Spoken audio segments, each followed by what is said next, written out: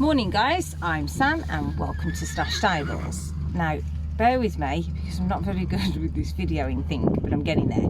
So the point of today is I'm just going to do a little bit of a walk around tour and an explanation of the services we offer. So we're just going to focus on my grass livery at the moment that we do. So we do full livery on grass, and I'm just going to briefly explain what services we offer, what's included in the price, and show you a little bit of the setup. I have a really detailed ad, which I'm probably known for. See, that's how good I am with the video stuff. And there's loads in this ad, but believe it or not, I do still get quite a few questions. So I thought, well, if I take you with me today and show you a little bit about what I do, it might explain it further and answer some of your questions. So I've just arrived at the field to do the horses. I'm just going to show you. This is what I arrive to every morning. So I can't actually see what you can see. So there's Apollo, and there's Rumba, and there's Aussie, and just behind Apollo is Smurfy Poo. So when I first arrive in the morning, they're my grazers. They're my 4 grazers that I have at the moment that are all full liveries. They are currently in their bedroom field, which is also known as the potatoes, because my fields are all named after vegetables. So the first things first is I'm going to go down and move them into their day field. So they know that, look, by the way, because they're already going without me. So I better get out and go and actually move them across. So I move them every day to the day field. This is basically just so they get a little bit more grass, have a different environment, different scenery, and it also keeps the muck burden down off their bedroom field. So they basically come in this field at night to sleep in. Every morning I arrive, I move them, as you can see. Can you see? Yeah, there they are, look. Can I zoom? I can't zoom either. So they're going down to their field already. So I shall move them now into this field, and they'll be in this field for the day. I will come into their bedroom and muck their bedroom field out, and then I shall come back later on this evening and move them back into their bedroom field again. Now, before I move them over, I will check them all. Now, I can't actually do a thorough check while you're here, because otherwise the video will end up being hours long. But I thoroughly check all 4 horses before they move over, and just make sure that there's no marks on any of them, and that they're all fine. Let me see if I can pause this video. So I've got you back now. Let me just show you them running into their field, which they think is ever so exciting. So they've been in this field now for about a week. I usually rest them for about 4 weeks, and they'll spend the day in there today, and then they'll be fetched out again this evening. So the reason why I move them fields is, one, just so they get a change, like I've just said, a change of scenery. They do something different instead of seeing the same fence posts every day. It enables me to check them before they go in, and then to come back up again later and check them again later. So they get 2 checks every day, make sure they're all right, and then move them back into their bedroom field again. So, and they enjoy moving fields, as you've just seen. They've walked down there on their own anyway. They think it's so exciting that they just move into a field. It also helps with their weight management. So they're only on the fields for a day, so I don't have to worry about them getting too fat, because they live out 24/7 obviously. So you know, it just gives them a little bit to eat extra every day rather than bloating themselves on it. So this field here is the potatoes. So this is their bedroom field, which I'm now going to muck out and clean, ready for later. I check their water washes, make sure their water is working okay and everything's fine. The horses will spend the day down there now, which is just the second part of the potatoes.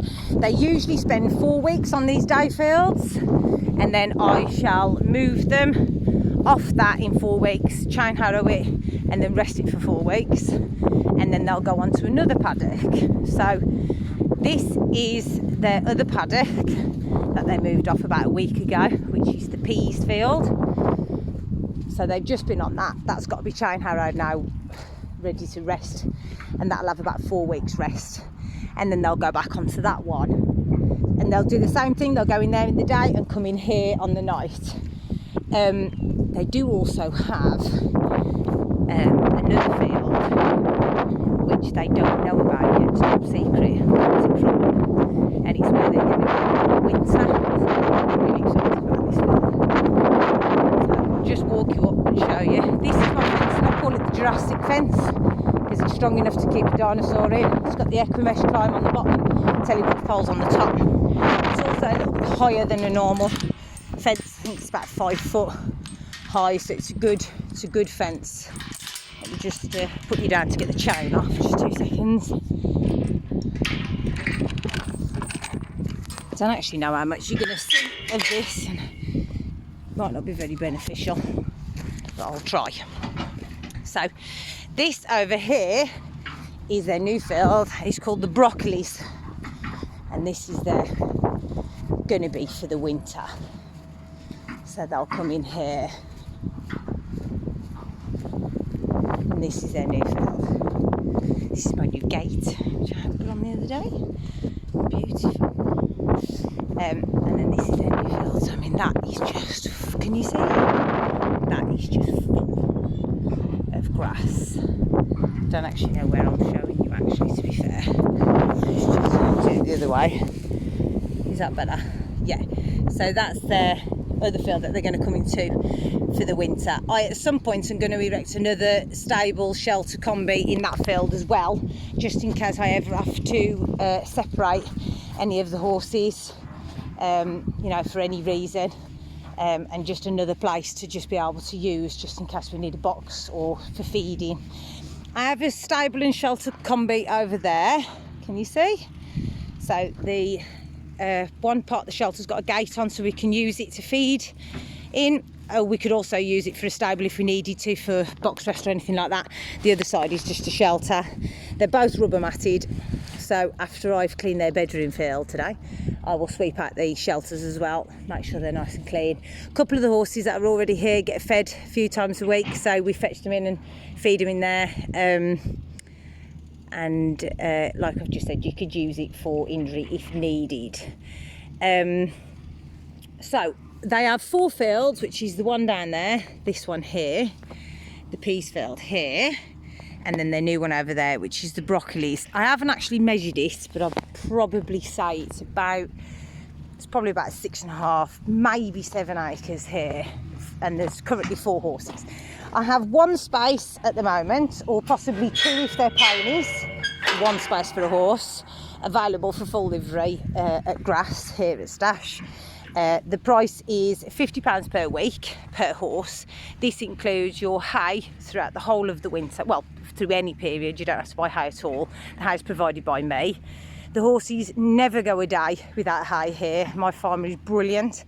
So if I run out at 9 o'clock, by 9:10 he's delivered me another hay wheel. So they never ever go without food. It is absolutely beautiful here, but we are exposed to the elements in the weather. Excuse me scratching my eye. So when it's cold, it's cold. When it's hot, it's hot. That's when they use the shelters, is when it's hot, incidentally. They never use it when it rains. That is just a human thing, not a horse thing. So your hay is provided in with your rent. You also get blacksmith trims. So my blacksmith Paul Finch regularly visits, comes and trims the horses. That's also included in your price. Obviously, if your horse is barefoot, I don't provide shoes. I'm not that good. It also includes your worming. So here we do a tapeworm test in the spring, which I'll pay for. We do a fecal count in the summer, which I pay for, and then we worm in the winter. If your horses fail either of those counts, then you will have to provide the worming yourself. I will pay for the tests. And then obviously it includes full livery, so your horses are checked every day, twice a day. Rugs are put on and off if they need it. Little Aussie down there gets a sunburnt nose, so we put filter back on him. And like I say, a couple of them get fed. Any feeding requirements, dietary requirements, blah, blah, blah. We do feed hay or haylage here, so I am unable to take horses that can only have hay or can only have haylage because it's mixed, depending on what the other horses have or what the farmer brings me. It's good quality stuff though. The 4 that are here are all geldings.